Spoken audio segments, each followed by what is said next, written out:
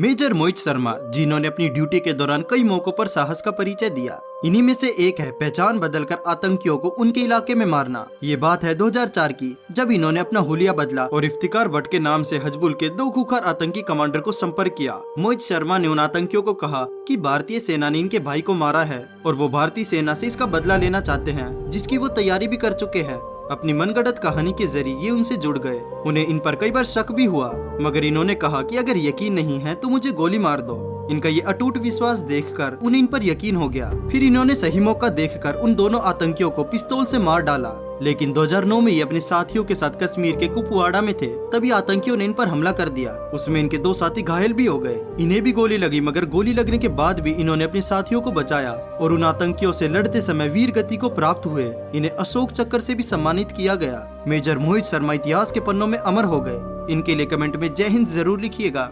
दोस्तों, मान लीजिए कि भारत और तालिबान के बीच युद्ध छिड़ गया तो क्या होगा। तो इनमें सबसे पहले तो कुछ लोग कहेंगे कि भाई तालिबान तो खूंखार आतंकियों से लैस है जो भारत को बड़ी आसानी से हरा सकता है। तो भाई रुको जरा, क्योंकि इतनी कम आबादी वाला देश इतने बड़े से देश को कैसे हरा सकता है। जी हाँ, सही सुना आप लोगों ने। तो भैया एक तरफ जहाँ तालिबान के पास 90,000 से लेकर 1 लाख के करीब तालिबानी लड़ाके मौजूद है, वहीं हमारे इंडियन आर्मी के पास करीब 14 से 15 लाख के करीब इंडियन आर्मी के जवान मौजूद है, जो की हर देश की आर्मी की तुलना में हमारे देश की इंडियन आर्मी सबसे अच्छी भी मानी जाती है। रही बात की भाई यह युद्ध तालिबान के पहाड़ी इलाकों में छिड़ गया तो पक्का यह युद्ध तालिबान ही जीतेगा। तो भाई कोई जरूरी नहीं कि यह युद्ध तालिबान के पहाड़ी इलाकों में ही छिड़े।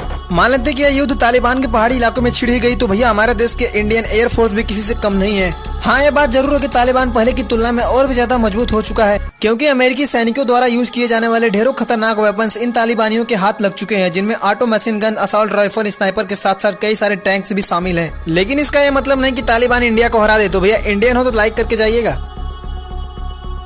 दोस्तों, रशिया की न्यूक्लियर सबमरीन में साउथ पैसिफिक ओशियन में करीब 260 मीटर नीचे जब डर का माहौल बन गया, जब क्रू की रडार पर 6 अनआइडेंटिफाइंग फ्लाइंग ऑब्जेक्ट दिखने शुरू हो गए। रशिया की सबसे तेज चलने वाली अल्फा क्लास सबमरीन भी मैक्सिमम 74 किलोमीटर प्रति घंटे की रफ्तार से चल सकती है और इसकी स्पीड की वजह से ही इसका नाम Guinness book of world records में दर्ज है। लेकिन उन 6 यूएफओस की स्पीड करीब 426 किलोमीटर प्रति घंटा थी, जो रशिया की सबमरीन की स्पीड से भी 6 गुना थी। डर के मारे जब क्रू ने सबमरीन को रोक दिया, तब ठीक ऐसा ही उन यूएफओस ने भी किया। अब क्रू को पक्का विश्वास हो गया कि अगर सबमरीन आगे बढ़ी तो टकराव निश्चित है। तुरंत वो सबमरीन को पानी के ऊपर ले आए। सबमरीन के पानी से बाहर आते उन्होंने जो देखा उसे देखकर उन्हें अपनी आंखों पर भरोसा नहीं हुआ। वो 6 यूएफओस एक साथ पानी से फ्लाई करते हुए बाहर आए और पलक झपकते ही गायब हो गए। दोस्तों, अगर वास्तव में ये एलियंस थे तो ये बात सच है कि इंसान उनकी टेक्नोलॉजी के सामने नहीं टिक सकता। उनके पास ऐसे यूएफओस थे जो पानी और एटमॉस्फेयर में भी जबरदस्त गति से चल सकते थे।